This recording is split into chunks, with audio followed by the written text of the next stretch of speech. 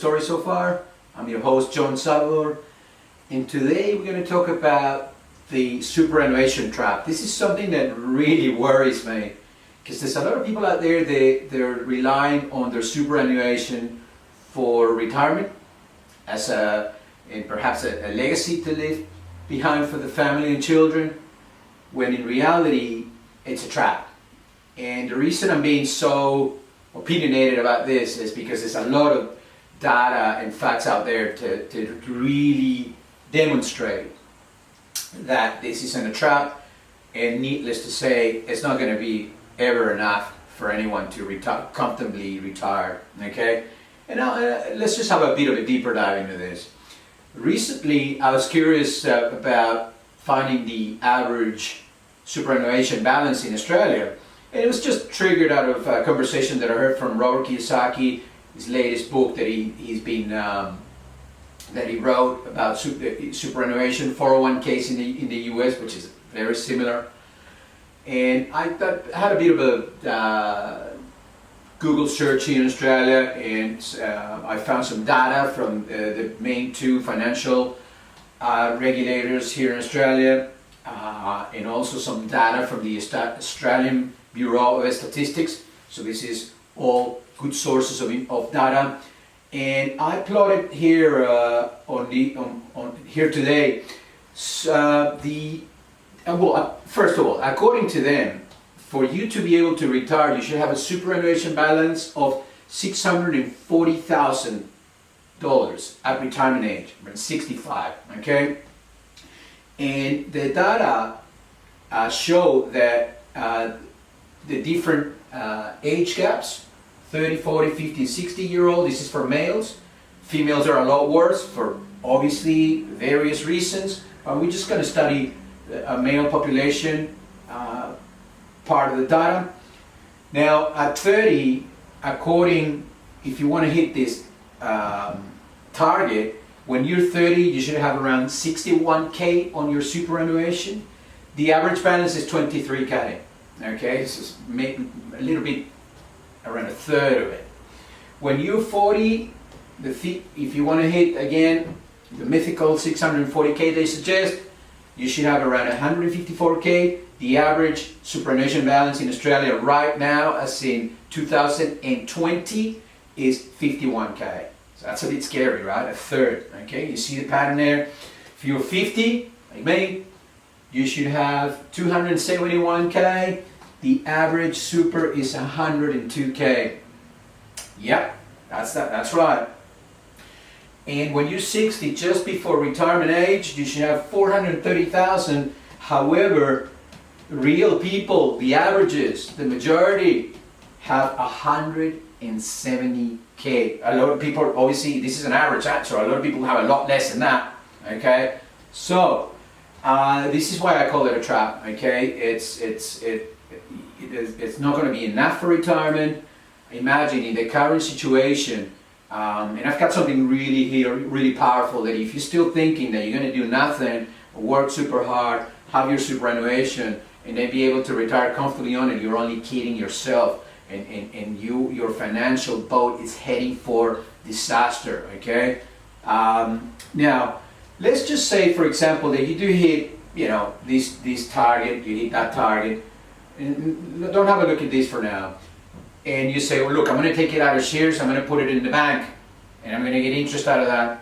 Interest rates right now are 1%, less than 1%. Forget about it. Never going to be enough. In fact, if we head into negative interest rates territory, your money will be less all the time. Okay? One super important thing to consider.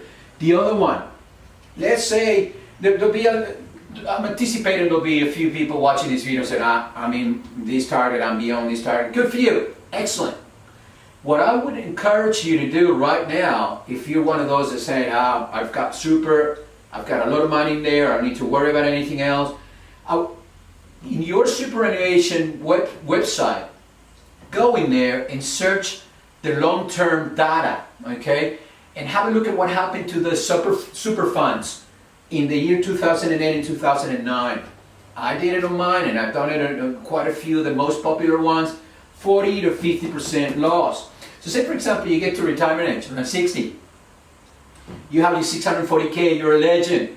And all of a sudden, there's a financial meltdown. May happen every 10 years, so we're not talking about any foreign concepts here, okay? How about your 640 take a hit and all of a sudden you've got around 350, 40% less. How about that? How would you cope with that? I'll tell you what, in the year 2008, 2009, I happened to work in a company that was sitting next door to the Australian Stock Exchange. And when this was happening, when this meltdown was going on fast and furious, I could see pensioners on the building looking at the actual boards with the share information, freaking out. Do you really want to be that guy? Do you really want to, you work all your life super hard, so then a financial meltdown takes 40-50% of your money? And think about this money doesn't evaporate, someone takes it, okay?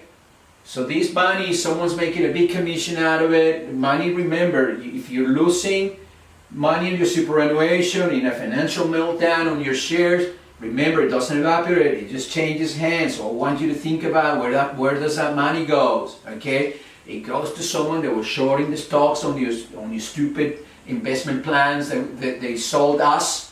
Okay, I'm not saying I'm out of this. I do have a superannuation. I still work, right? But I have a bunch of properties on the side that eventually I'm paying down. I've paid down a few, but I still have a bit of debt on the other ones, which I'm hoping that by the time I reach my 60s, I'm well tracking my plan and I'll have those properties already paid. That plus my super, that I will have a comfortable retirement. But if I only rely on the super and something like this happens, which it will happen, and if it happens to happen, if it happens right in your retirement age, you'll be stuffed. Imagine half of that. It'll take another 10 to 15 years, hopefully, to recover. Do you have that much time when you're 60, 70? I don't think you do. Okay, so the superannuation trap. Don't fall in this trap. Relying only on your superannuation for retirement is it's crazy. It's you're in denial. Okay, stop being in denial. This is all smoke and bullshit. Seriously. Okay, you have absolutely no control on how this money is distributed. They'll be charging you fees, and they're not accountable for the results, and they will still charge you the fees, right? If you don't believe me, go back in your superannuation website, Google, check the charts, the long-term charts that are in there, and see what happens in the year 2008, 2009, and hopefully that'll rattle you enough to think about investing in some other things, as in positive income real estate. Okay, so can you see the pattern here? Do you really have a choice? You know, how about if you still have your super, but maybe you can have a couple little properties on the side, 5, 10, 2, whatever makes you happy, right? Whatever you think is going to be enough for you. Can you see there's no choice, and it's a real trap, okay? Feel free to comment. Go find out for yourself. Don't believe anything that I'm saying. Google this. This is actual data from the Australian Bureau of Statistics and backed up by the Australian financial institutions that regulate this space. Okay, this is scary. This is plain scary. Until next time, don't fall in this trap. Stay strong. See you around. Okay, share with friends. Watch it a couple of times. Go back to the other episodes. Educate yourself. All right. You're not in this trap. Okay, make sure you're not here. Okay, stay strong. See you next time.